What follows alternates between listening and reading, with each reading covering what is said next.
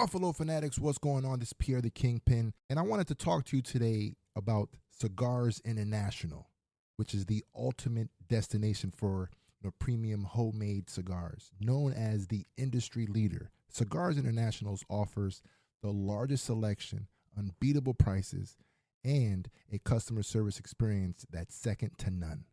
Whether you're new to cigars or a seasoned vet, Cigars International makes enjoying cigars easy, approachable, and fun. Cigars International is the go-to retailer for all things cigars, with the biggest selection of premium homemade cigars available anywhere.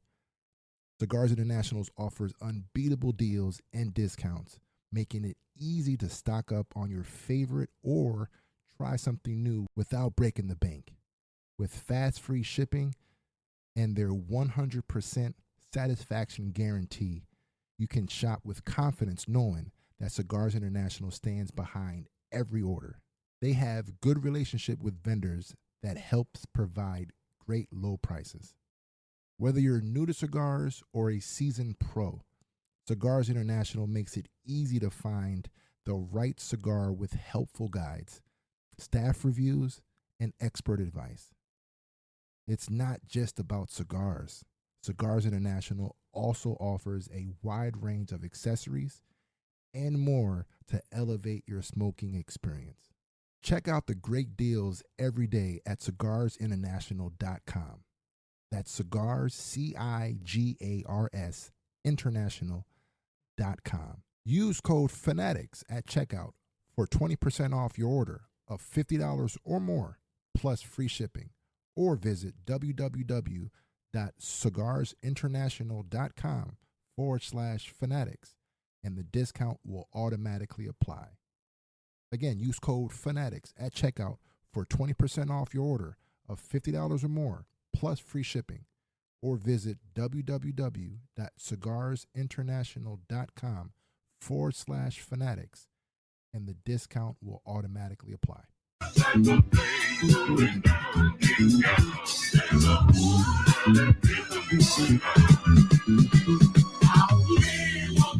Let's go. Ladies and gentlemen, it's your boy Rico back at it again. Ready to bring you the funk. This is a special track for me for tonight. Let's go.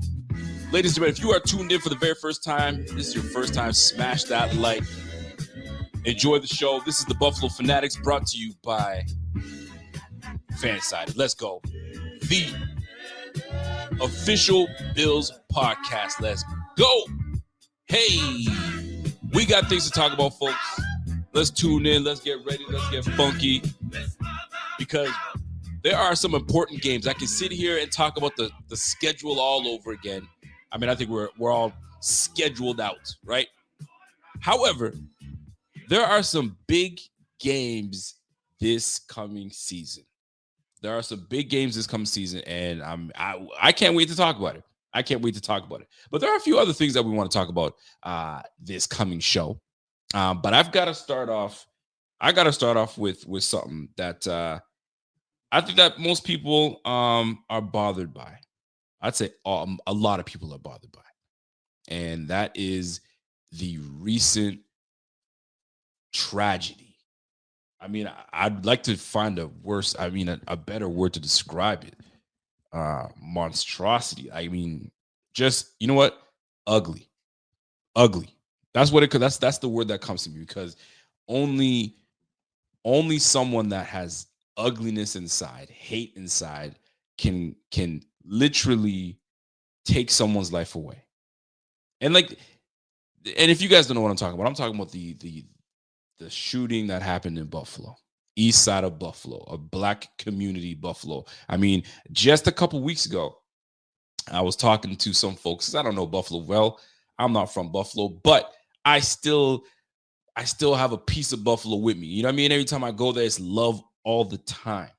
And I was talking about the different places in Buffalo, right? And how someone was telling me how unfortunately segregated, right?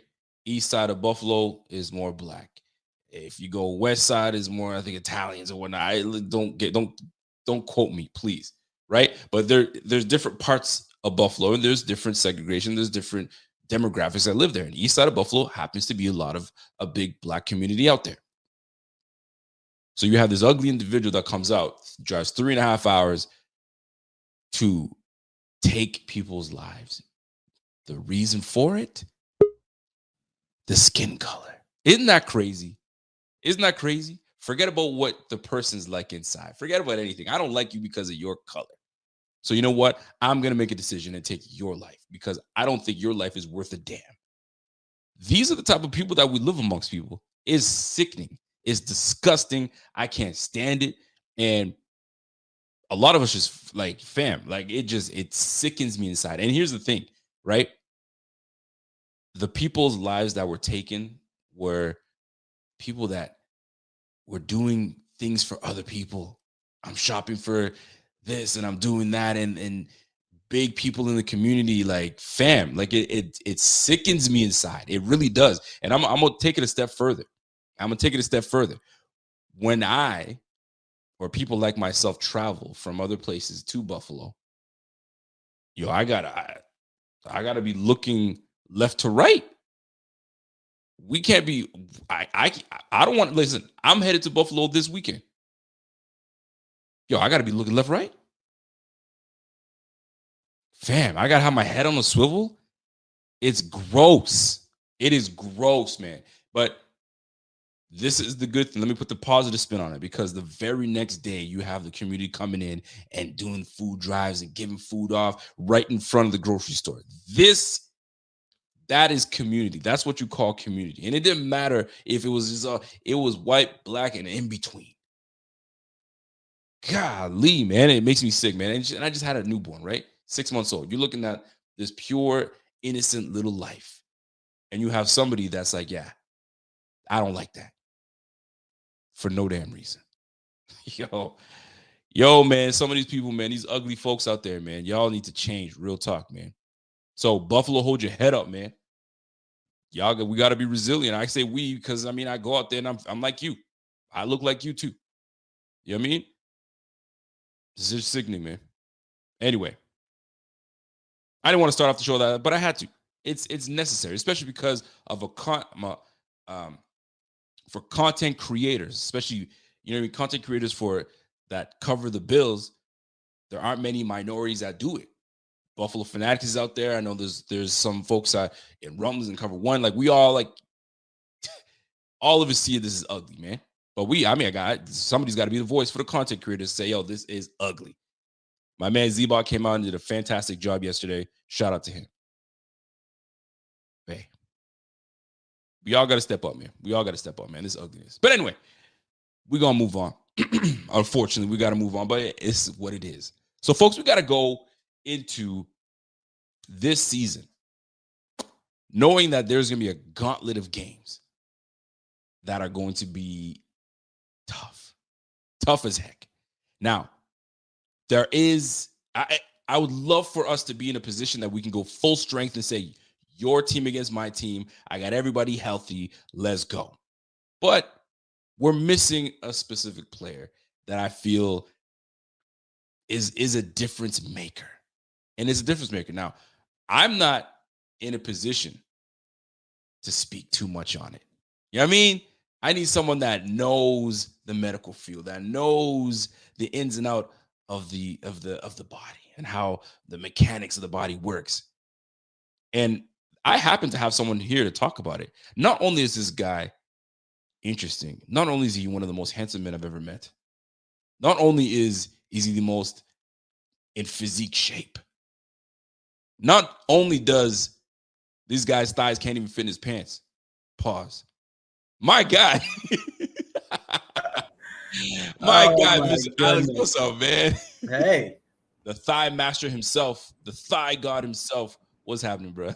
I'm wearing spandex tonight because I did. Hey, yo, I love all about it. But that now, and we'll get into our pleasantries for sure. But I got to give a big shout out to my man, because he's been keeping us on top of things when it comes to the Bills and who's injured and how long they're going to be injured for, and so on and so forth.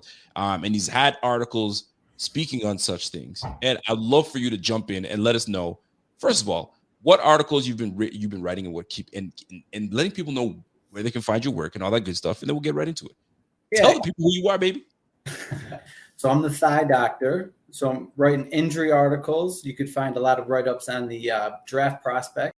Then we had our draft picks. We did a little special on that. And I think it was good time after we picked a first-round cornerback to drop an update on Trey White's return.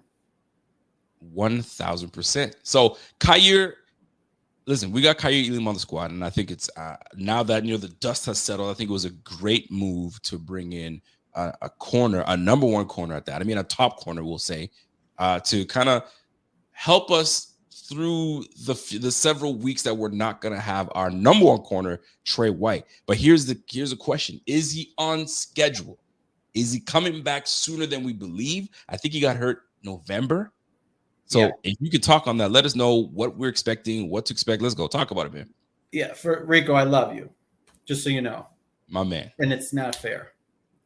You had me feeling emotional before you got me. It isn't enough. It isn't fair, man. You have some idiots that are out there that just... This isn't even fun anymore. It sucks, man. It really does. Just wanted you to know that. No doubt. So listen. So Trey got hurt on Thanksgiving, but it was reported that he had a meniscus too. So do you guys want to see a little model I brought? Yes, please do. It's not a girl. Let me give you the full screen because you need the full screen. Yeah. So this is a knee, right? This would be a right knee, but it looks different because we're on the camera here. But anyways, this is your kneecap. So if I pull that out, you can see the inside of the knee, and I'm bending. So your ACL is right here. So he snapped that off. So what that's going to do, if you look at the knee from the side, his shin can come forward now. So that's way too far and forward. It is unstable. What also happened is he tore his meniscus. So you see those little discs here and here? That's like the cushion between the thigh bone and the shin bone. So that's got a little rip in it. So that just complicates the surgery. It's pretty common, but when you're a professional athlete, it's going to set you back a couple of weeks. You could bring it back. So excellent. So basically the deal is if it was an isolated ACL tear, those guys usually get surgery within a week, 6 to 7 days after the injury, except Adrian Peterson, which is a rare case. They treated him like a freak, and he had the MCL tear as well. Should have been 3 weeks, but they did it in 1 week, and he came back in 8.5 months. So unfortunately, he's raised the ceilings for early comebacks. So then, Trey White tore his ACL end of November. So he had to wait 3 weeks before the surgery. So he got on December 15th. Question. I got to jump in there. So when you wait the 3 weeks, are you, because I've heard about it where wait till the swelling goes down, where it's much easier to perform surgery, or in that what you mentioned where Adrian Peters is a freak, they went right off the bat, even if he's swollen, or is it a matter of waiting till the swelling goes down to start your surgery? I can't imagine it wasn't swollen with an MCL tear too on Adrian Peterson, but I don't understand. Maybe they drained some swelling prior and they're like, let's go. Again, that's like a unicorn case. Trey, we know Trey didn't get it done in a week. He got it done 3 weeks later. So he got it done in mid-December. So either the knee was real swollen, that's a good point, or the meniscus was so damaged that he couldn't get a good range of motion back before the surgery. But it's pretty norm to wait these 3 weeks before the surgery, just so you know, if you have a meniscus or MCL. Got it. Which brings me to a caveat. He might have had an MCL sprain as well. They just didn't discuss it, but it wasn't completely torn. The only way you'll really know is if you see his surgery. If his incisions are just in the front and maybe in the shin a little bit, it's just the ACL with the meniscus. But if you go to the inside of the knee and you see a huge, long surgical incision here, that means he had to get his MCL fixed as well. Now, they're not talking about the MCL. They're just saying meniscus and ACL. That's not too bad, but he had to wait 3 weeks. What was I going to say? The cartilage, though. So outside of the meniscus, the ligaments on the side, the bone, the white bone, has cartilage on it. Think of it as like a casing.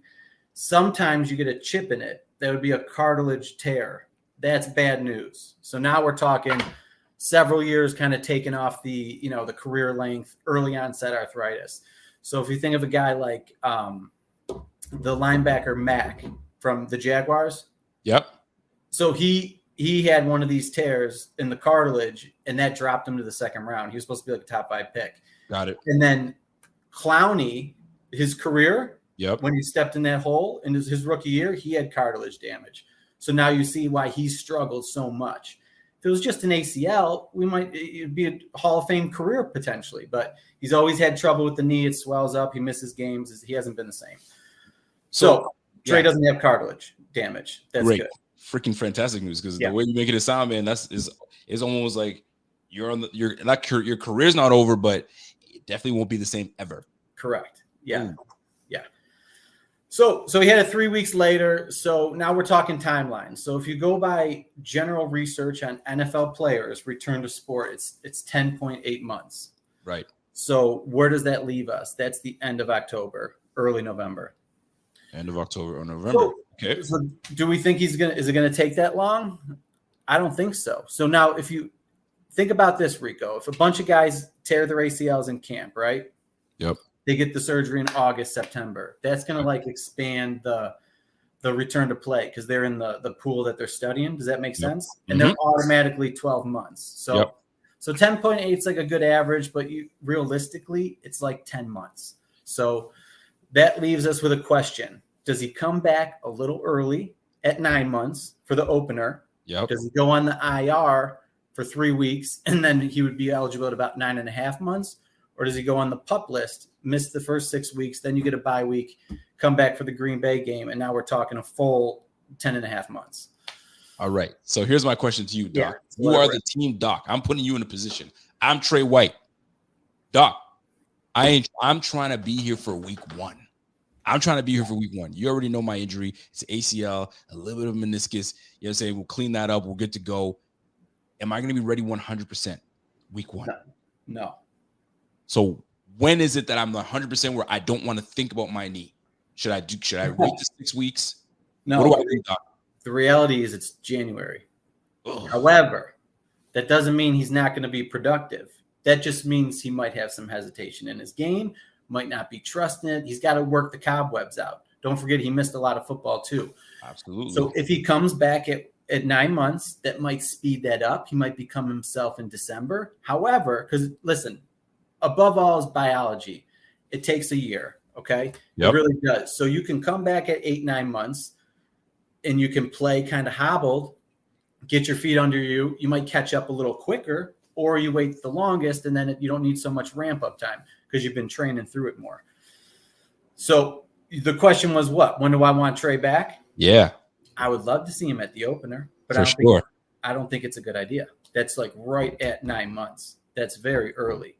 If he goes out there, fine, put him on 25, 50% of the snaps, but do you want to waste a roster spot on that? Thank you. The guy goes down, now what? Now you're stuck throwing Trey into the fire? Yeah. Hey, buddy, you said you're good, so let's go.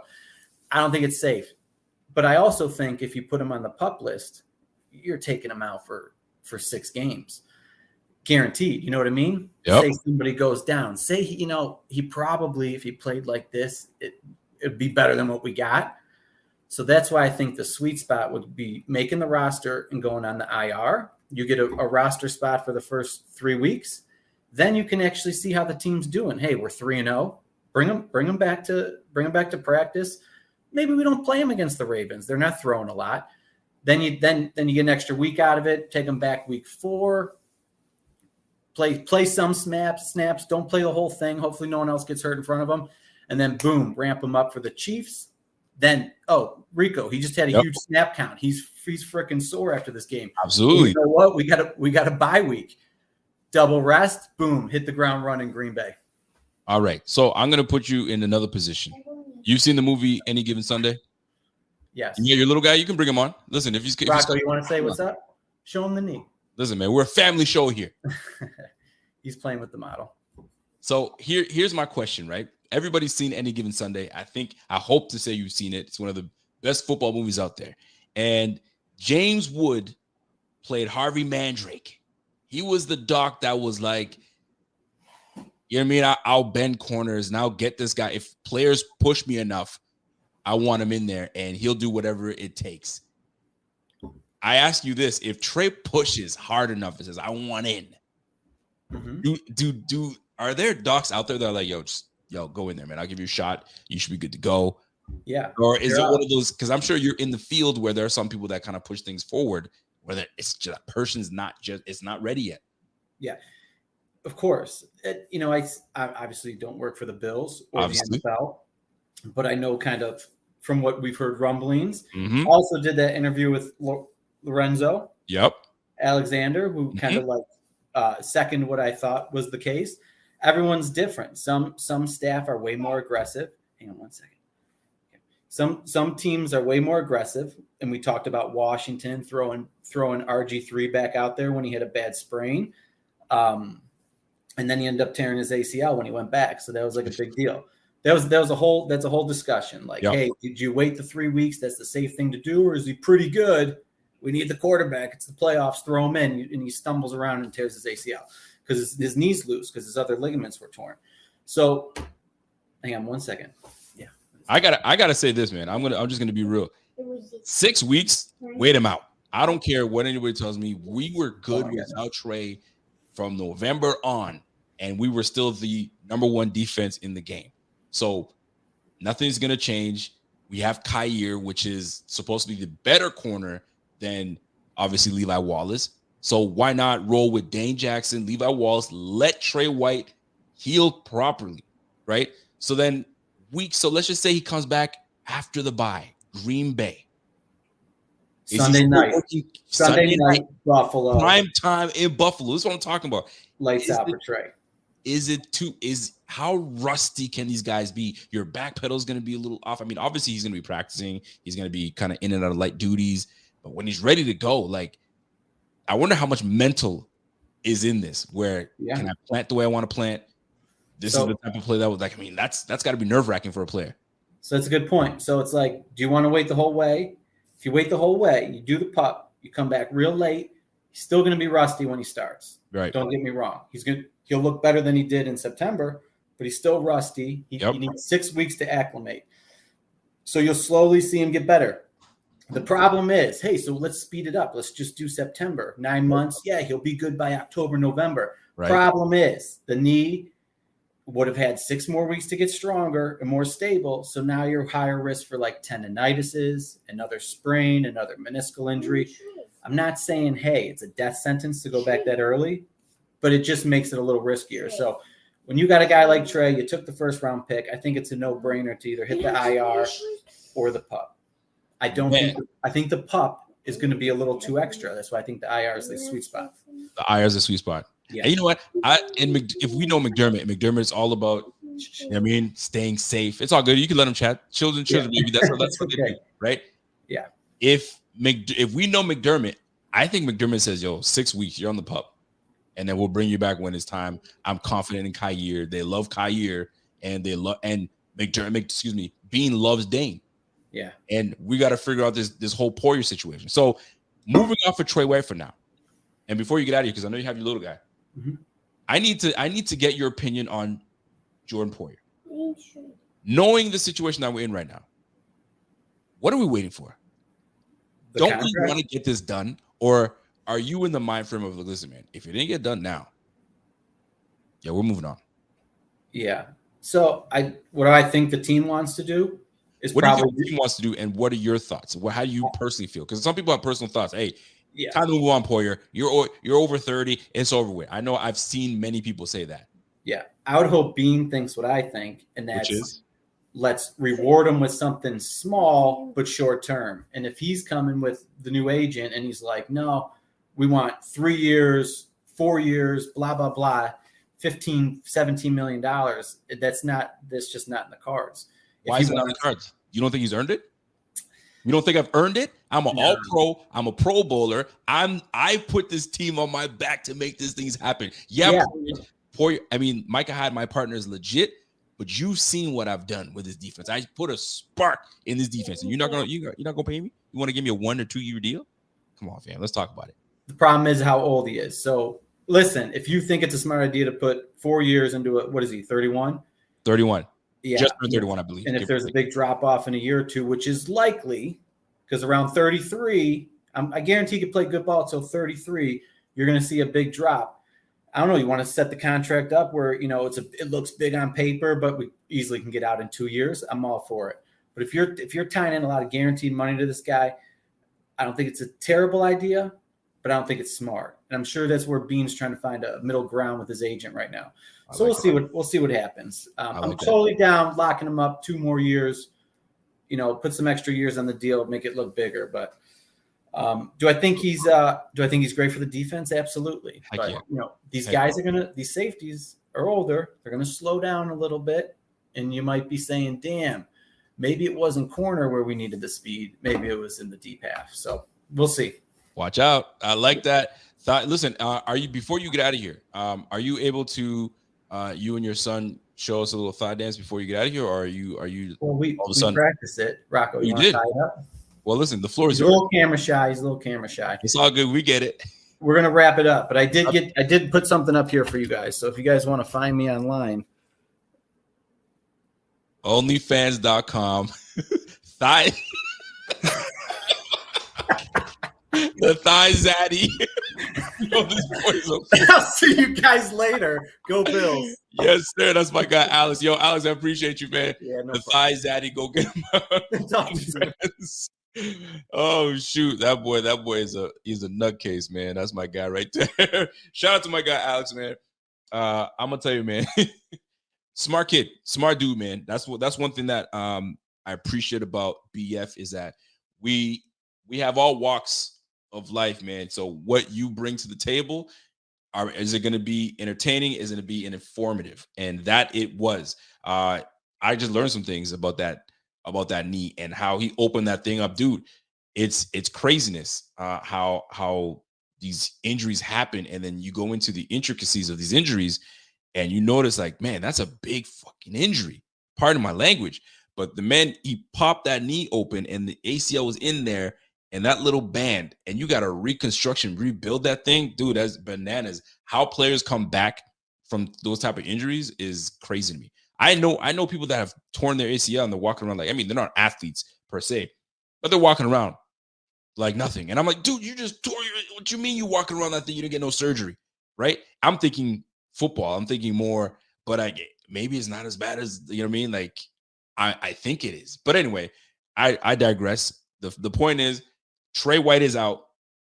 Could he come back in September? It's possible, but he's going to be shaky, right? Everybody deals with these things differently. Would we like it? Absolutely. Are we ready to risk it? No, not at all. Do you put him on IR, right? 3 weeks, have him come back in 3 weeks and then go from there? You could, but I prefer, stay safe, be on the safe side. We got our insurance. If we didn't get that corner insurance, then a little more pressure is put on the team. But we got the insurance. Khair Elam is the insurance. So a great medical review from my guy, Alex. Did a fantastic job. He gave us a good insight. And if you guys feel I should bring him back more often, just even to talk about injuries around the league and touch on those things, please let me allow me. I'll bring him back, man. He's exciting. He's funny. And we'll definitely bring him back at all times. And with his information comes the thigh dance. I'm just putting it out there for you. So to me, why rush Trey back when we were able to do very good things without Trey for the next half of the season, and we were competitive all the way through? Why change things? Let that man heal up. If we got to wait till Green Bay, or if we have to wait even further past Green Bay, right? We go right to the Jets. We have a stretch where we play the Jets, the Dolphins, and then the Patriots. Just wait it out. Excuse me. Jets. Where do we go? We have Patriots, Jets, Dolphins. We have that stretch, right? So we might have to see him and wait till like week 12. I'm okay with that. And if he comes back sooner than that, great. We'll see how that plays out. So shout out to my guy, Alex. Great freaking job. Very insightful. And you were able to teach some folks some good things. So let's do it, man. I like that. And like my man John Jamarchi says, man, yo, why rush Trey back? I'm with you, man. I wouldn't rush him back either. I know some people want him for the first week. I think it's more of a player thing. I want to be back first week. That's where all the hype is. Yo, this is a marathon. This is a marathon. You don't jump into these things, you know what I mean, and then just to ruin yourself. You know what I mean? I'll give you an example, but not ruining themselves, but how freak accidents happen. Tariq Cohen. I don't know if you guys saw it, but Tariq Cohen, the receiver slash running back for the Bears, free agent, was doing an IG live. He was on Instagram and he was just doing a quick drill where you're backpedaling and you're exploding, right? He's jumping over some cones or whatnot, and he had one backpedal explosion, tried to shoot out of it, and you always hear players say, "Oh, when I got hurt, I heard a pop," right? Kobe Bryant goes down with his Achilles, heard a pop. He thought somebody kicked him. He's like, "Damn, who kicked me?" Right? Everybody's got their ways they go down, and you hear pop. Yo, we hear the pop. When Tariq went back, you heard that pop, and I cringed. I was like, "Oh, that's what happened," and he immediately knew. He was like, "No." And I tell you, man, when these players work so damn hard, and if you know Tariq Cohen's his history, bro.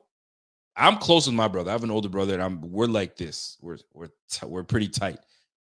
This guy has two brothers, and one was in a tragic accident where he was in a wheelchair, and don't quote me on this. He was in a wheelchair, and he had another brother, and they both passed. One, I think both due to, one was gun violence, I believe, and another was something similar, a car crash. I don't know exactly what it was, but you lose two of your brothers. I'm my brother's keeper. You lose two of your brothers, and you fight through that emotionally, and now you pop your Achilles, fam. That, like, yo, some people, man, God puts people in certain positions and certain places in their life where they got to be resilient and fight back. But man, that's tough. So prayers out to freaking Tariq Cohen, man. Quick recoveries. That sucks, man. I heard that thing pop. I was like, oh no, that sucks. But anyway, I digress. We're gonna get on to our main point. We're 28 minutes in, and these are the dog days of the offseason, folks. I'm telling you right now, these are the dog days of the offseason. But we at Buffalo Fanatics, we're gonna do what we can to kind of keep you guys entertained and talk about the things that are pertinent to this season. So now I'm sitting looking at this whole schedule. We got the whole schedule out. The schedule's out. Everybody knows that. Everybody's circling games of which ones they want to go to. Can I say something? I got to share something from a friend of ours, from me and my wife, my girl Krista Belenko. How are you, my girl? And she happens to be part of a unique family dynamic. Her husband and son are Rams fans. They won the Super Bowl. There was a lot of crying and hugging. Man. We're not here for that. But my girl Krista and her father. What's up, Krista? You here, girl? What's up? I see you. So Krista and her father are big, huge Bills fans, right? And the Bills and Rams played first week. Shay, what's up, Shay? What's happening, man? So here's the deal, folks. The ticket prices are insane. So Krista, a good wife that she is, I don't know if I should be revealing anything, so I don't know if I'm at liberty to say, or the cat's already out of the bag. I don't know. I might just, Shay, block your ears. Block your ears. I don't know if I can say, can I? All right. So my girl Krista shared with me, and I said, listen, Krista, what's it going to take for you to go to an away game in LA? What is it? She's a very good wifey, by the way. She's surprising her hubby to go to the game. So get this. This trip, the flight to LAX, $1,826. That's $1,800. Okay? That's just the flight. The tickets, $827. I'm cringing as I read these things, right? Hotel stay in Inglewood for 3 nights, $700. Beer budget, you gotta have your beer when you're out there. You mean you gotta wet the old whistle. $600. They're gonna put $600 for the beer. They're going ham. They're gonna have a good time. You don't get to do these often, right? Total just under $4,000. For Canadians, going through these games is a grip, right? But experiences are everything. The experience is everything. And a victory over the Super Bowl champs would be everything to Krista and her father. And you could get to rub it in Shay's face. I told you need to be a Bills fan. You keep playing. All right. But I'm going to tell you right now, man, that will be priceless. I'm going to tell you that right now. But golly, that is expensive. So that's a way. Could you imagine when we get the new stadium? Everything's brand new. The prices are going to change. The flights, everything's going to be, the rent's going up. Are y'all ready for that? Are you going to be more watching from home or going to the games? Krista says it's well worth it. Bills will beat the Rams. You damn right. I mean, it is. Listen, if you listen, enjoy it out there. I'm going to be living vicariously through you, by the way. I need to get clips. You need to send me everything you got. But anyway, and I bring this up because that very game is going to be something. Shay, it's time for bed. It's like 8:51, bedtime, big guy. Time to go.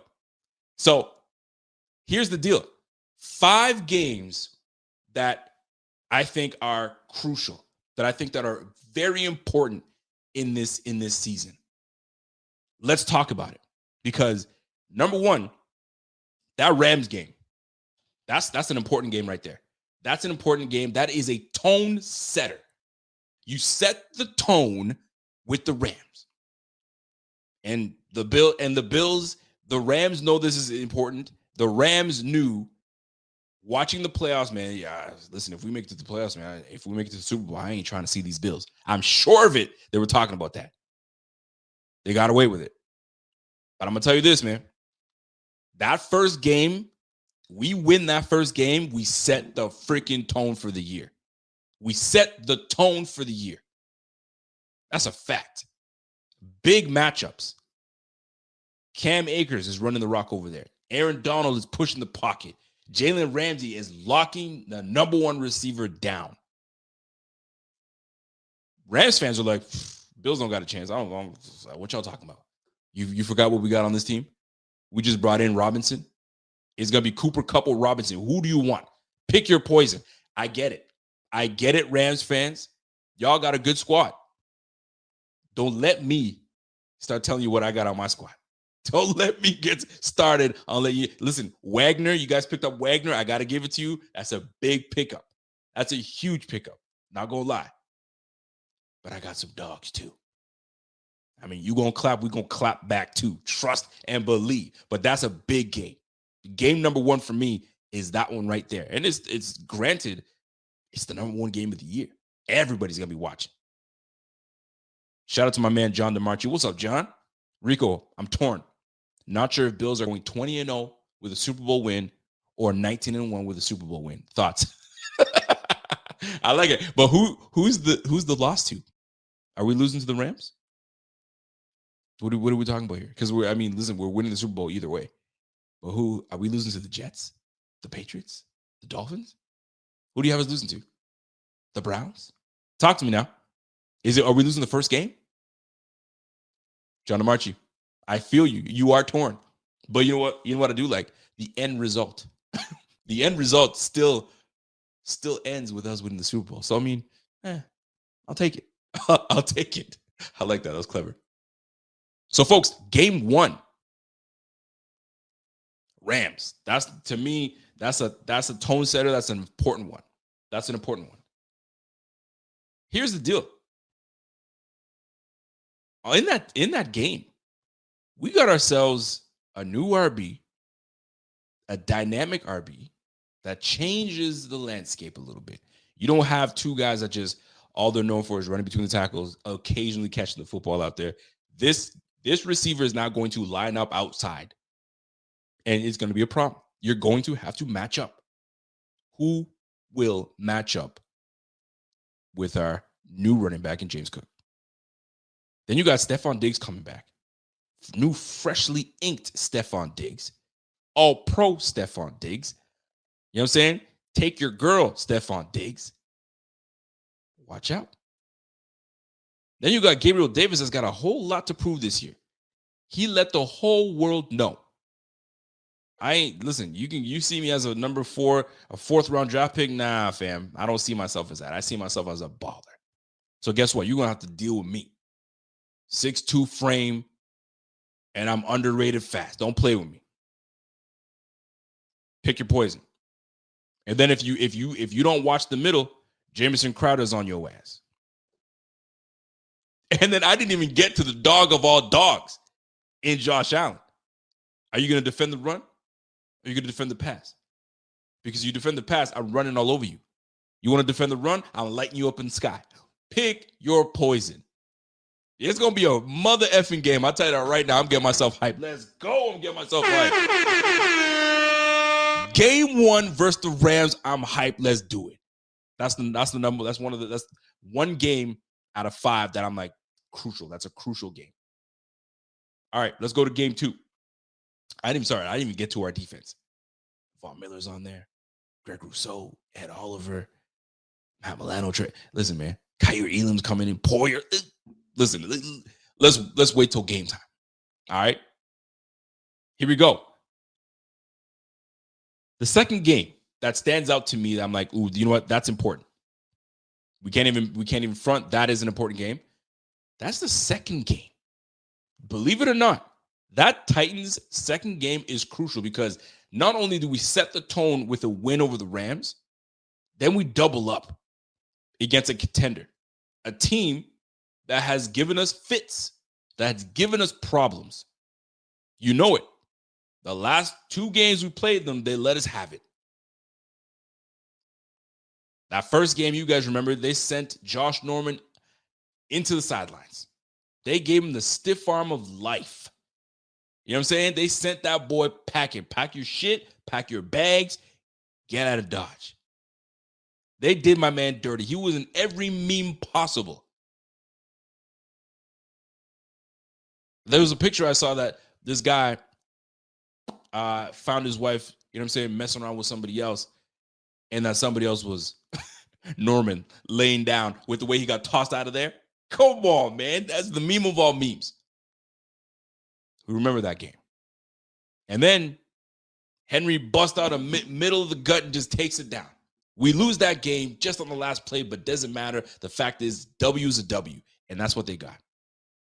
So we need to repay these cats. So that's that second game. To me, that's an important game. Vrabel is a very good coach. Vrabel is an excellent coach. He's got these guys ready to go. But is this the same team? That is the question. And I think this is an important game that we win. So give me the Titans in game 2, the second most important. I mean, is one of the 2 of the 5 important games, right? Now, we're going to roll all the way down. We're going to roll all the way down. Green Bay. Now you got to face Aaron Rodgers. Aaron Rodgers, 2-time MVP, back-to-back. Aaron Rodgers, discount, double-check Aaron Rodgers. He's nice. And there was some competition for that MVP. Allen was pushing, but at the end of the day, Rodgers was that guy, man. That touchdown to interception ratio is disgusting. You couldn't deny it. He wasn't turning the ball over. He wasn't Tua. You know what I'm saying? So, Aaron Rodgers, Josh Allen, prime time, that is an important one. Mark me down for that is 3 of the 5 important games into this season. Somebody said Aaron the Whiner Rodgers. Well, call him a whiner all you want.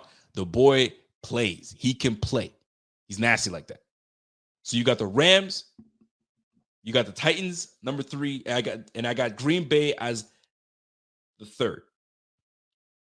Number 4, that Bengals game at the end. That Bengals game at the end is an important one. And maybe they don't come out as a top dog in that NFC North because that NFC North is still going to be tough. But I'm looking at that Bengals game. Joe Burrow, Chase, Higgins, Mixon. That's a tough team.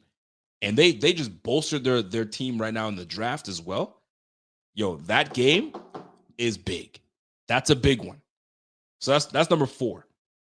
Where would you say the number 5 game that's important? What stands out to you? Is it the Ravens? Nah, maybe it's the Browns. Is it the Browns, maybe? What about that Dolphins game? That first Dolphins game. Is that the one? Well, I'm going to tell you right now. 5 crucial games. Number 5, against the Patriots. I'm going to tell you that right now. It doesn't matter if it's the last one or it's the one prior to that. Anytime that the Bills play the Patriots, I was going to say KC. But I'm not. I'm taking KC off because there's something about the Bills beating the Patriots that I absolutely love. Whenever we can give the Patriots a loss, is great for me. It's great for Buffalo. It's great for the league. It's fantastic for Bills fans. I can't stand them so damn much that I'm putting them on the list. That's how much I despise the Patriots. Bill Belichick and that whole bum of a crew, they need to get their asses waxed by the Bills. Whether it's the last week of the season or it's like prior to, right? A few games before that. That Patriots team. They've been whooping our asses for so damn long, we need to start repaying the favor. We've got a whole lot of weeks and years to go to catch up to just whooping ass. But that's one game that I definitely want. Now, most people might say, come on, man, that's the Patriots, man. They ain't fine. I'll put an asterisk next to that one. But I'm looking at that one. But honestly, if we're really going to look about and talk about what is an important game, to me, that Kansas City Chiefs game, we know how it ended. We know what we need to do. We know everything that needs to happen in that game. Everything needs to happen in that game. We got some freaking quarterbacks that we play against, man. But Kansas City that's a big one. But that game against Macaroni Jones, though, I need it. We need to cook Macaroni Jones, man. Cook him with no cheese. Make him bland. You ever have macaroni? You ever have a box of macaroni and cheese? Somebody in the family, I know it's happened to me, where I go to open the box of macaroni and cheese and the macaroni is there, but the cheese is gone because somebody decided to put extra cheese. So you gotta make a decision with this macaroni. Well, guess what? We're gonna make a decision with this macaroni. We're gonna cook that macaroni Jones, no cheese. We getting that ass. I'll tell you that right now. I can't wait to take down the Patriots. You have no idea. Circled on the radar. That's the fact, man. Scott Blakely comes in with a comment and says, hey, Rico, are you going to the Cleveland to see Watson versus Allen showdown? You guys already know how I feel about Watson. But Rico, you said you'd trade Watson for Allen. Yes, I did. 2 years ago when Allen was just coming on. But man, is that ever going to be, if he plays, there's a lot going on in that game it's going to be big for Watson. First of all, every game he goes to, he's going to be scrutinized like heavy. Once he starts putting wins together with that Cleveland team, they're going to be pretty damn dangerous. But yeah, they can beat themselves up in that AFC North. But that matchup is going to be an interesting one, but we'll see how that plays out. Now, what do you do? So here's the thing. Here I need to share something with y'all before I get into my next segment.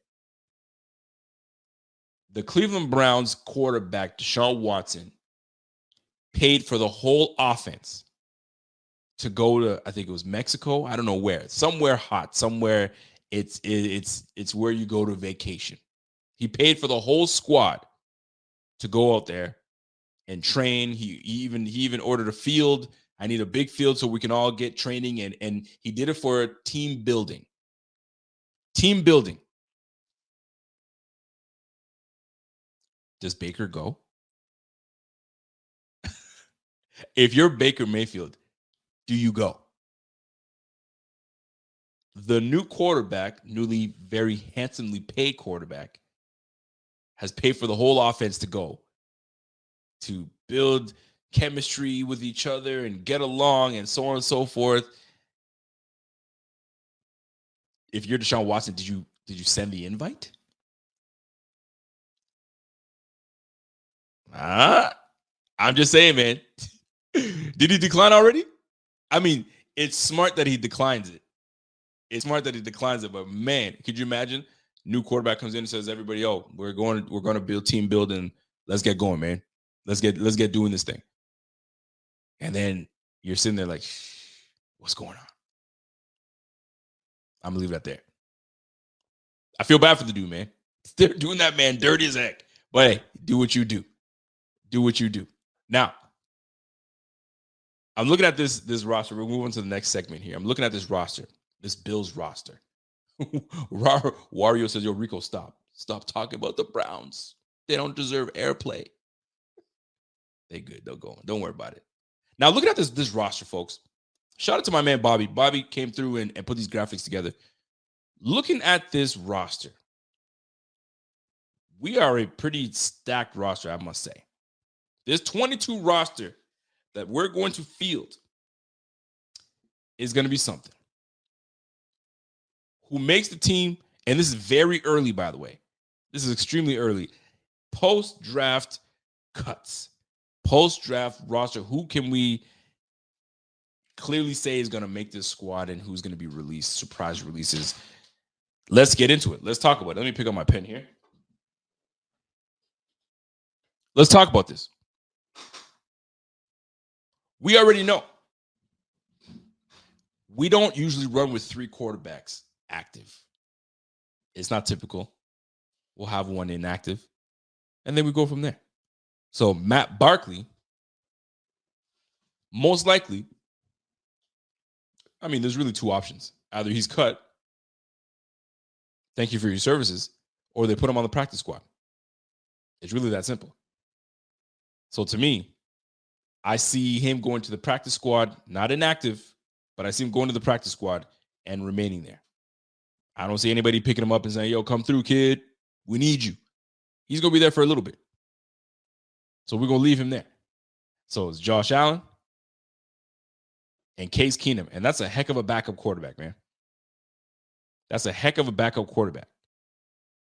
Playoff experience. He's got some games under his belt. That's a great pickup by Brandon Beane. Shout out to him. Are you guys with me, though? Practice squad, Matt Barkley. Got to go. Has to be cut before he goes to practice squad. I mean, yeah, eventually. But he's got to go to a practice squad. I don't see them cutting him and then we just stick with 2 quarterbacks. So, move on to the next slide, if you will. Let's go to the running back room. This is where it gets kind of tricky. You got Devin Singletary, that's a lead back. I think he remains the lead back, especially in this year coming. Zach Moss, I believe, goes to number 2. And then you got James Cook. Then you got your fullback in Reggie Gilliam. Now, is that where we stop? Is Duke Johnson going to push Tywan Jones for that special teams spot? I doubt it. Is Duke Johnson going to push Zach Moss for Zach Moss's spot? I doubt that as well. So I think it's going to be Devin, Zach, James, Reggie. There's your team. Raheem Blackshear, practice squad or released. And Duke Johnson, thanks for your services, released. If you guys see it any different, let me know. But I think that's the way I see it in the run game. By the way, folks, these are very early predictions. Very early predictions. My man Bobby Ray says maybe it's Duke versus Moss. Duke Johnson versus Zach Moss? Well, I did say, looking at this roster and Zach Moss knowing what's at stake, he's on a very hot seat. But he can redeem himself with a very good and strong camp. He's got youth on his side. He's got the team drafting him on his side. In order for Duke Johnson to come in and unseat Zach Moss would have to have an awful camp. He would have to look the same as he did last year. No change. Same old Zach. But I can't see that happening. I think he's going to work his tail off this year and really get his act together. Duke Johnson will be the odd man out, in my opinion. But it's probably going to be Duke Johnson for Zach Moss. And Zach Moss, it's his job to lose. You lose that, my goodness. It's not a good look. It's not a good look. So going back to the running back room, that's the way I look at it. There's your 4. Now let's go to the offensive line room. Actually, no, I don't want to go to the offensive line room. Let me go to, where's my receiving? And I know I put my receiving cords up there, but it's not up there, and I'm getting upset. All is good. Let's go O-line. Deion Dawkins, Roger Saffold, Mitch Morse, Ryan Bates, Spencer Brown. There's your 5. Now here's the depth. Now we usually keep between what? 8 linemen, give or take? Is it 8 to 9 or is it 7 to 8 linemen? So David Quessenberry, was just recently signed. Ike Butker, we just brought him back off after that brutal injury he sustained. He's there. Then we got Greg Mance, Cody Ford, Bobby Hart, Tommy Doyle, Jacob Capra, And then you got some rookies in there in Will Almer, Tanner Owen, Derek Kierster, Alec Anderson, and Luke Tenuta, the rook. We dropped him in the 7th or something like that. Now, if we're keeping 4 linemen in depth, 8 to 9. I mean, Ike Butker, they brought him back. So you know they're going to keep him. They just brought in Quessenberry. They might keep him. They have familiarity in Cody Ford, new coaching staff. They're going to see if they can get the most out of Cody Ford. So we're up to 8 linemen. If I'm keeping one more, it's Tommy Doyle. So buy Greg Mance, buy Bobby Hart, and buy Jacob Capra. So it goes Quessenberry, Butker, Cody Ford, Tommy Doyle. Tommy Doyle will be your swing. Actually, Quessenberry is the swing. I believe he played some tackle, and he swung left and right. So he could be battling with Tommy Doyle, or they might like Tommy Doyle, and it might be Cody Ford that's on the outside. So that could be interesting. Quessenberry stays, that's for sure. They brought him here. But I can say that I could have said the same thing when they brought Forrest Lamp. We thought Forrest Lamp was going to be the guy that stays on the squad, and that didn't work out. But to me, I look at it as Quessenberry stays, Ike Butker for sure, Tommy Doyle stays for sure, I think, in my opinion. And if I'm keeping one more, it's between Cody Ford. Yeah, it's Cody Ford, man. Cody Ford is the bubble. Cody Ford is the bubble. So Cody Ford's got to show something. But in my opinion, I think with Cody coming back, I think they're going to do everything they can, especially because they drafted him in the 2nd round. They're going to do everything they can to keep him locked in, especially with a new coordinator. I like that. Let's go with that. Next up, the defensive line. Von Miller, Ed Oliver, Daquan Jones, Greg Rousseau. Is that our starting 4 right there? And then coming in as depth, Boogie Basham, Jordan Phillips, Tim Settle, AJ Epinesa. This is a deep freaking line. Holy. You got to do, listen, you got Shaq Lawson, Brandon Bryant, Eli Ankou, Mike Love. Now, first of all, I like Mike Love. Mike Love has been on the squad. He probably end up going back to the practice squad. It's just this team is too damn deep. Eli Ankou did some really good things last year. Ottawa native, got to represent. This team is too damn deep. Practice squad. Brandon Bryant, same. Here's where things get interesting. Shaq Lawson, AJ Epinesa. Then you got Tim Settle. We just brought Tim Settle, and he ain't going nowhere. Jordan Phillips is on a 1-year deal.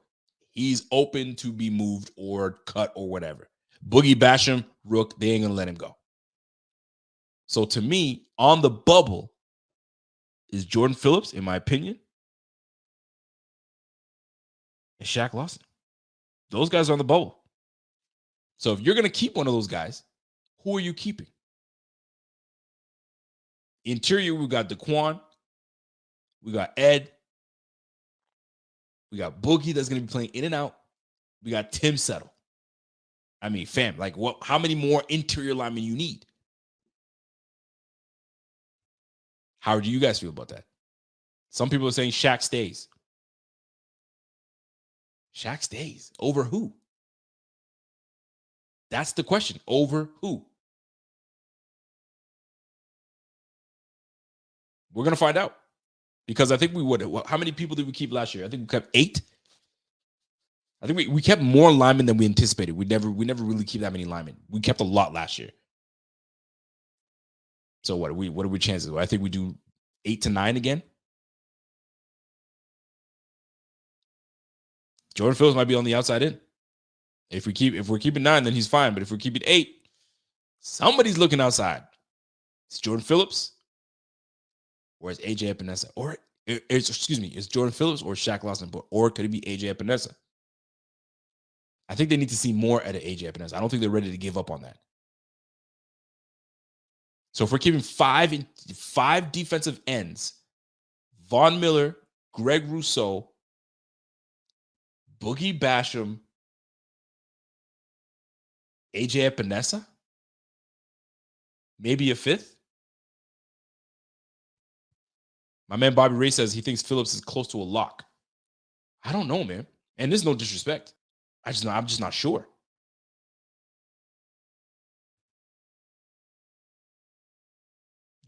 Joseph Tillman says, hey, you got it. This is your line right here. Von Miller, Ed Oliver, Daquan Jones, Greg Rousseau, Boogie, Phillips, Settle, AJ Epinesa. He's keeping 8. So if we keep 8, then you already know who's on the outside. Oof, this is gonna be tough. This is gonna be tough. But if I'm making this line and if I'm keeping guys, I want to see what AJ Epinesa's got. I don't think I've seen enough of AJ Epinesa. I've seen what Shaq Lawson's about. So if somebody's on the outside looking in, it's between Jordan Phillips and Shaq Lawson. Those are my 2 guys on the outside. I don't care that we brought them back. Those are the guys on the outside that I'm looking at. It will be interesting to see how this plays out. I need to see more out of Boogie Basham, though. I don't know enough about Boogie Basham. Could one of these guys be traded? These young pieces be traded? Is that possible too? A guy like Boogie Basham gets traded, or AJ Epinesa is on the trade block? That could be something too, where some teams are looking to get a little younger on the line, so they'll trade. So that gives room or makes room for Shaq Lawson. That could be one route that plays out.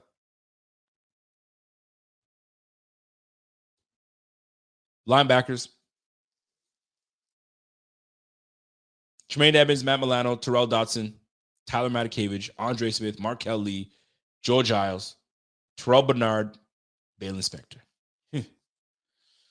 So chances are we'll probably keep 5 linebackers. I think that's what we kept last year, was 5 linebackers. So if we're looking at this, it's pretty simple to me, right? Tremaine, Matt Milano, Tyrell Dotson, we got him back on a 1-year deal. Tyler Matakevich, special teams, but even then, I thought he was going to be cut earlier this year. And your 5th linebacker is obviously the rookie, Terrell Bernard. I'm a big fan of Terrell Bernard. I think he's going to do big things. Those are your 5, right? Let me repeat that. Tremaine, Milano, Dotson, Matakevich, Terrell Bernard. Are y'all good with that linebacking crew? I mean, Markel Lee, Andre Smith, he had a fireable offense last year. He had an egregious penalty. I know if you guys remember that one, where it cost us a game. Joe Giles Harris, I mean, these guys are not terrible guys, but I just feel like we drafted and we brought guys onto this team that, I'm sorry, it's just it's a numbers game. Tremaine, Milano, Dotson, Matakevich, special teams purposes, they like him. If he didn't get cut now, chances are he's not going to get cut. And then Terrell Bernard. I kind of like that. It's pretty self-explanatory. I think that works out well. And if anybody thinks that we're going to cut Tremaine Edmonds, y'all, give your head a shake. It's not happening. Not happening, folks. Cornerback room. Let's talk about it. Talk about how deep this thing is, man. Golly. That's what she said. Trey White, obviously he's off the scene, but it's a matter of when he comes back. So we got Kaiir Elam, Teron Johnson, Dane Jackson, Saron Neal, Cam Lewis, Nick McLeod, Tim Harris, Elijah Griffith, Christian Bedford. Fam, this one's a tough one. This one is going to be a tough one. How many corners did we keep last year? Was it 5 corners? Is that what we kept last year? John DeMarchi comes in and says, hey, guys, injuries and money are going to play a huge role in these decisions. Way too early to know. Keep an eye on the Villanova cornerback / safety, Mr. Ball Hawk himself, Christian Bedford. I know exactly what you're talking about. But it is way too early. You're absolutely right. And that's why we're doing it, because it's way too early. And it's the dog days of the offseason. So it gives us an opportunity to speculate. But Trey White being off the roster until he comes back. So let's just say let's put him aside. So you got Kaiir, Dane Jackson. Who's backing up either one of those guys? Cam Lewis, Elijah Griffith, Christian Bedford. There's your 5. And call it a day. And then Micah Hyde, Jordan Poyer, Jaquan Johnson, DeMar Hamlin. I mean, those are your 5 safeties. Like, it's not going nowhere. I would love to see more. I want to see. I heard some good things about Elijah Griffin in rookie camp. I'd like to see more of Nick McLeod. I don't want to poo-poo on either one of these guys. I'd love to see more. I know that Elijah Griffin is making some noise, so do not sleep on Elijah Griffin. Keep that in mind. So Ron Neal just signed a nice deal for himself, so he's on the squad. You know that, and he's that special teams ace. They haven't signed Joe Hayden yet. Apparently, word is Von Miller was trying to push for these guys to try to sign Joe Hayden. Joe Hayden's not signed. But to me, I personally think that they like what they have in Dane Jackson. They want to see what Dane Jackson has. I think they want to see him develop. And I think they'll see good things out of Dane Jackson. If they didn't bring on a big-time special teams guy, a big-time free agent now, I mean a bigger name, if you will, I can't see them doing anything now. Look how deep that is, man. They like Cam Lewis. They love Dane Jackson. They love Teron Johnson. They just signed Kaiir Elam. You got Nick McLeod that they still want to see some things out of. Tim Harris as well. And Elijah Griffith just had a really good rookie camp. And then Christian Bedford, I'm looking forward to see what they do with him. They see a lot of big things. And then, Trevon Fuller and Jamarcus Ingram, I mean, those are just depth special teams, practice squad guys. But keep in mind, man, this is deep. This is deep, man. But what a roster, man. Like you want to be able to build your roster tough enough, deep enough that if one guy doesn't make it, that one guy that did beat him out did a hell of a job, and he's going to produce for this team. I'm looking forward to it. I can't wait. It's the mini camp when mini camp starts and training camp start. It's going to be a hell of a difference. Now I got one more. I got to add. You're gonna hear an echo real quick, and I'm gonna try to minimize the echo, but I have to add one more image into. So you guys are gonna have to forgive me while I kind of do this on the fly here. So forgive me while I get this thing popping here.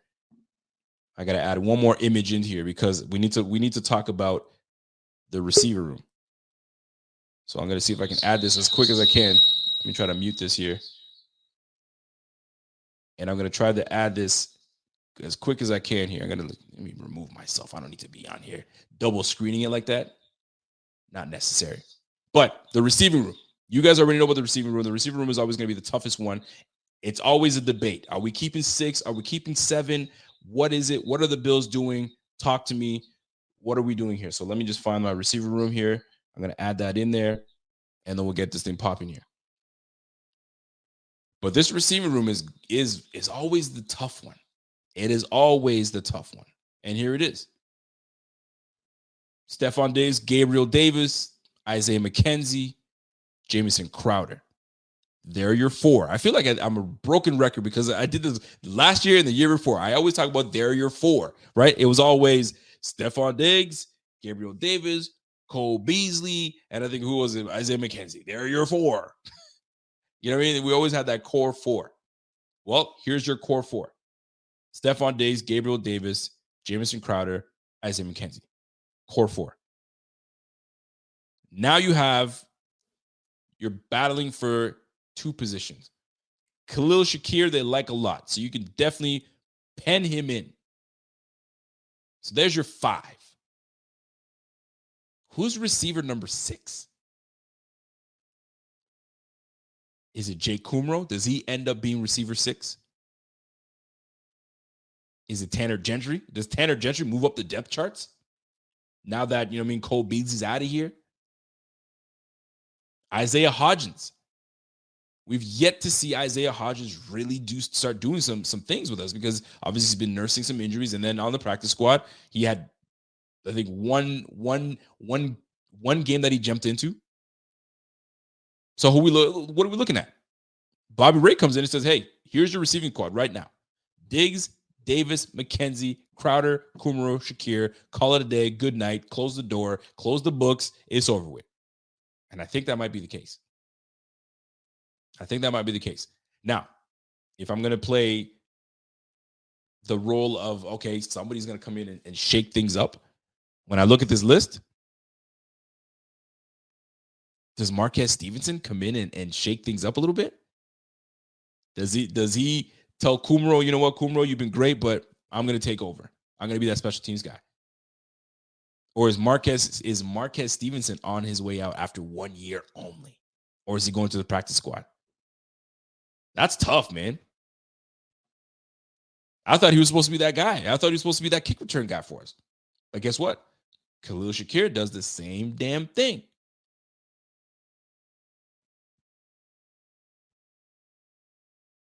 I think Kumaro does stay. I agree with you guys. They signed him early to the team too. They like him. So this is going to be. I'm interested to see who is going to shake things up. The one person that can shake things up is Marquez Stevenson. If Marquez Stevenson comes in and has a great camp, and you can't deny him, he's going to shake things up. Now it's like, okay, who do you move? Who do you move on from? And I said this before, and I'm going to say it again. If you know Bean doesn't allow you to be safe. He doesn't allow you, you're good. I know I said the core 4, McKenzie's included in that core 4, and I think he makes his team. I think they like him enough that he makes his team. But for special teams purposes, I think he's going to be in the mix. Stevenson's going to be in the mix. Khalil's going to be in the mix. If Marquez Stevenson comes in and just kills it as a return guy, and he's that guy, you have to make room for him on the roster. Who are you moving? That is the question. Who are you moving? Are you going to surprise cut Jamison Crowder? I doubt it. So I'd love to know what you guys think about that. If Marquez Stevenson comes in and has a phenomenal camp, cannot be denied. And on top of that, he's returning the football and returning the punts extremely well. He comes in to camp and he's just doing everything he's supposed to do. Then he goes into preseason and does exactly that. How do you deny him? And who is going to be denied on the squad? It's a legit question. I don't want to be me speculating. I'd like you to jump in and let me know. John Herring, I completely 100% agree with you. And I don't think he's underrated. I just think he's a solid receiver that was just on a bad team. You know how that is.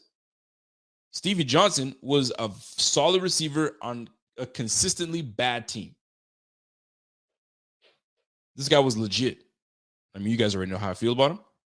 When you're on a bad team, man, it's hard to shine. It is hard to shine when you're on a bad team. And that's Jamison Crowder. That's Jamison Crowder for you.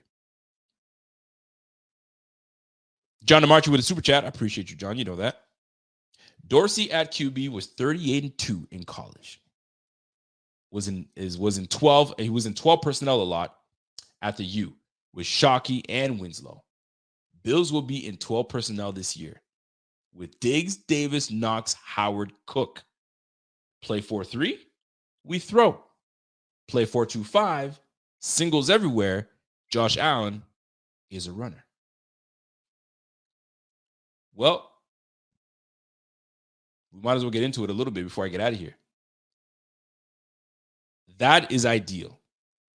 Bringing in O.J. Howard, when I bring back that list, because I'm going to go right into tight ends. Dawson Knox, O.J. Howard, Tommy Sweeney, Quentin Morris, Jalen Weidemeyer. Well, Weidemeyer just got a little contract to come onto the squad. So we'll see how that plays out. Tommy Sweeney's job is not safe. Quentin Morris is going to be pushing for that. But the two names that stand out are Dawson Knox and O.J. Howard. Stephon Diggs, Gabriel Davis. Dawson Knox, O.J. Howard. Devin Singletary, Zach Moss, or James Cook. Whoever. Single back. So, right, you got these two. So guess what? Get this.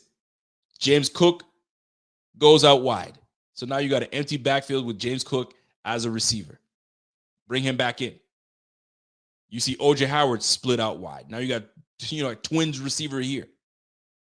There's a lot of things that can be played with this offense, especially when you have that. But that sounds nasty if you think about it. Because I can see it. John, you brought something up here. I can see it. We go two wides. You mean stacking your tight ends? You got James Cook in there. All of a sudden, you get Josh Allen kicks his leg back, or guess what? Josh Allen falls back from under center to shotgun. There goes James Cook splitting out wide. Then we got a linebacker covering him. Good luck, man. It'll be something. Here's a play for you. That very scenario. You got Zach Moss. I'll use Zach Moss or Devin Singletary. You got two wide, two tight ends, right? All of a sudden, you got a pulling Ryan Bates. Or guess what? We're going to pull Roger Saffold from left guard, pull him out, and here comes, oh man, it's going to be nasty. It's so many, the possibilities are endless. Now, this all can happen because we have Josh Allen. Josh Allen is that dude. But there is a big question mark. I talked about it last week. I'm going to say it again. We have a new play caller. Never called plays. He's not unfamiliar with the play calling. He was a passing game coordinator. So it was as if he was that guy calling plays, but he's putting the game plan together. So he knows how to put a game plan together. And now it's about finding the right time to call the plays. Certain scenarios are different. So we're going to see what Ken Dorsey's like under pressure. Putting the game plan together is one thing.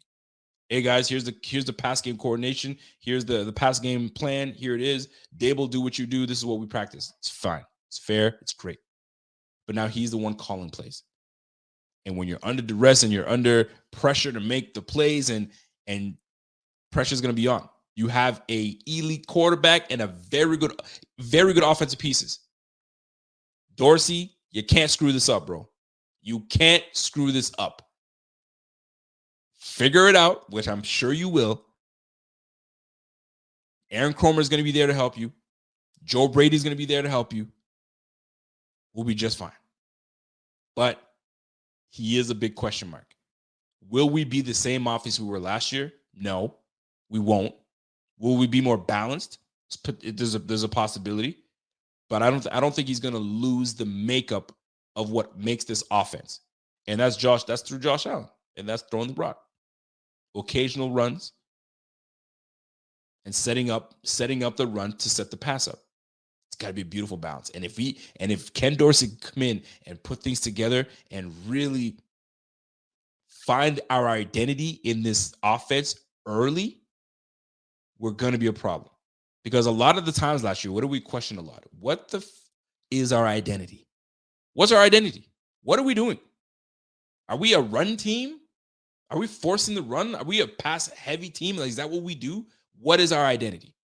And a lot of times we were questioning what our identity was on this offense. So are we going to set up our offense to be known to do something, or are we going to be so multiple you have no idea what we're going to bring in? Well, we're about to find out with new offensive coordinator Ken Dorsey.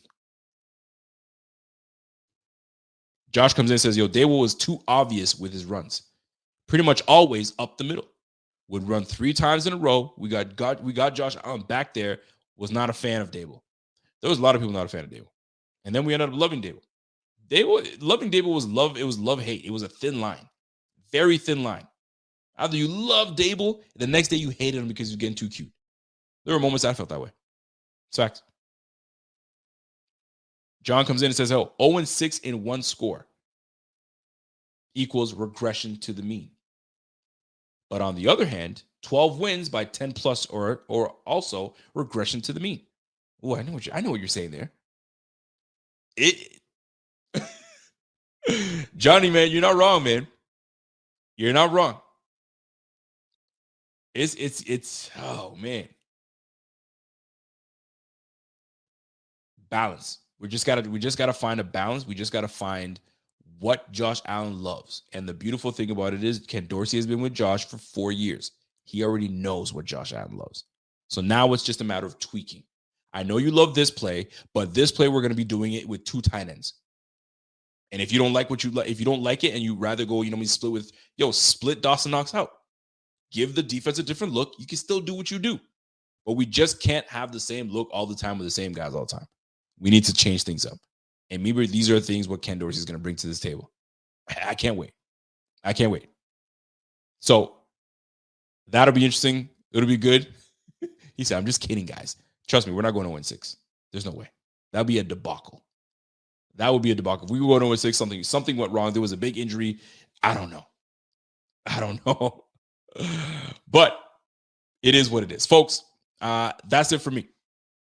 So the 5 games recapping our night, 5 games that we liked a lot. Hold on a second. I see my man Bobby comes in. If Allen wins the MVP, Dorsey takes a head coach job. Who's our OC in 2023? Damn, you think he's going to leave that early? I think they're going to try to run it back. He's going to try to run it back. There's no way he goes from first-time OC right to head coach right off the bat. I think he's probably going to want to stay with Allen and win multiple championships. Because chances are wherever you go to be a head coach, you're not going to be a head coach with a guy like Josh Allen. Look at Brian Daboll. Guess who he's coaching right now? Daniel Jones. Ugh. Daniel freaking Jones? I'm sorry. Tyrod Taylor. I like Tyrod. Y'all know I like Tyrod. That ain't it. So be mindful of where you're freaking going. Daboll at least had an opportunity to go with Joe Shane, someone he's familiar with. They can build together. I know. Bobby's like, yo, but you got to stay one step ahead. Well, here's the thing. If, for instance, let's play that game. Josh Allen wins the MVP. We win the Super Bowl. All because of Ken Dorsey, the new age offensive coordinator that comes in. They're going to hate on him, first of all. They're going to be like, you walked into a team that was like ready to be a Super Bowl team. Cut it out. That's number one. You know there's going to be haters out there. But let's just say he gets a job somewhere. He goes. We already have a successor. We have Joe Brady. Joe Brady's just going to jump right in there. Voila. There's your, we're going to hire from within. And if it's not him, then maybe Cromer becomes that guy. Doubt it. But Joe Brady will probably be the next offensive coordinator. Solved. Over. That's it. There's your 2023 contingency plans right there. But let's win the Super Bowl first. And then we'll go from there. John, I appreciate that, my man. Love all in the thread. Let's go Buffalo, and prayers up for everyone in 716 for sure. Now, before I get out of here, a couple announcements. I think I can talk about it right now. So, couple things. and I truly do mean this, man. For those affected with this tragedy that happened in Buffalo, my heart does go out to you, man. I know people say, well, thoughts and prayers mean nothing. It does, man. If you're a person of faith and you believe in prayer like myself, it does. You pray for people, man, for strength. And in this situation, man, you pray for strength. That's the only thing you can. Give them strength to get through this, because it's tough. When you lose someone that was your everything to a senseless act, it's tough. How do you have anger in your heart? It's tough, man, because I'd be angry. I would be angry. And I don't know, man. It's tough, man. And I'm pissed off right now. Like I'm pissed. Like I can't understand it. I can't fathom. I just can't. So prayers are honestly my thoughts, prayers, and strength. You know what I'm saying? Time to heal. It's tough, man. But shout out to everybody that stepped up and donated food, clothing, whatever that can help to anyone that was injured or even had family members pass and they can't deal and they're not coping right. It's tough. It is tough, man. And that shit, that those things happen everywhere, man. I just moved to an area here where there was the same freaking act that happened in this area, this very area. Senseless. Anyway, prayers out to everybody. Strength. Y'all know what it is. Secondly, shout out to my man Jeff King. Not gonna say too much. Just shout out to my man. Prayers out. Strengthen up. You know what I'm saying? One day at a time. That's all I'm gonna say about that. He knows what it is. Secondly, your boy's going to Buffalo. Your boy's going to Buffalo this weekend. Now, what am I doing? Well, there's an event, and it's gonna be me and Z-Bot. We're gonna get our act together. We're gonna be doing big things. We're gonna bring into you guys some heat. We're gonna be interviewing players. Y'all, what I do on screen, it'll actually be done here. You know what I'm saying? It'll be done in person. So keep your eyes peeled. I'll have to keep my eyes peeled. And I'm gonna tell you right now, I gotta be real. Me going to Buffalo right now is like bittersweet, because I mean I like going there because I meet with people that I've spoken to online and this, that, and it's love, genuine love. But I can't help myself but keep my head on the swivel. And how sad is that? Sad, man. It really is sad. And I even hate to even have to say that, but it's the facts, man. It's the facts. But anyway, life is too damn short, man. So love each other, hug each other, man. And I appreciate you guys. You guys don't understand, as much as this is therapeutic for y'all, it's therapeutic for me too. You know what I'm saying? So it doesn't go unnoticed that you guys tune in every week and you give me your time. And I hope that I'm able to give you guys something to kind of get your minds off of whatever. You know what I'm saying? Because we're all going through some nonsense here and there. But if this is what brings us both together to kind of get our minds off of things, chef's kiss. Appreciate it. You know what I'm saying? Not to get all sentimental, but I had to keep it a buck here with you guys and let you guys know what's really good. So cheers to everybody. My man John says, hey, great show as ever. Love all in 716, of course. All Bills fans, which are redundant, I know. Cheers all. And if I messed up in the chat, I'm old. You're good, Johnny. Johnny, you're good, Johnny. Ronald Wriggler, I see you, man. All the triple OGs in the chat. All the people that have supported BF. Continue to support BF. If you're not a member, ring that bell and go to supportbf.com. Everything that you guys need to know is right there. So until next time, ladies and gentlemen, it's your boy, and I'm gone. Y'all be good. Y'all be great. I'm going to catch you on the flip side. And we are going to a freaking game this year. I'm going to tell you that right now. BF crew is going to get all together. We're going to go to Bills game, and I guarantee you guys, we're going to let you guys know what we're doing, where we're going to be. We all going to party. We all going to dap it up, hugs, everything, man. All that is going to be there, ready to roll. We just don't know which game we're going to go to. We'll figure it out. We'll figure it out, folks. So until next time, folks, have yourself a great one. Have yourself a great night. And we'll catch you on the flip side. And it's your boy, and I'm gone. Let's go. Folks, we out.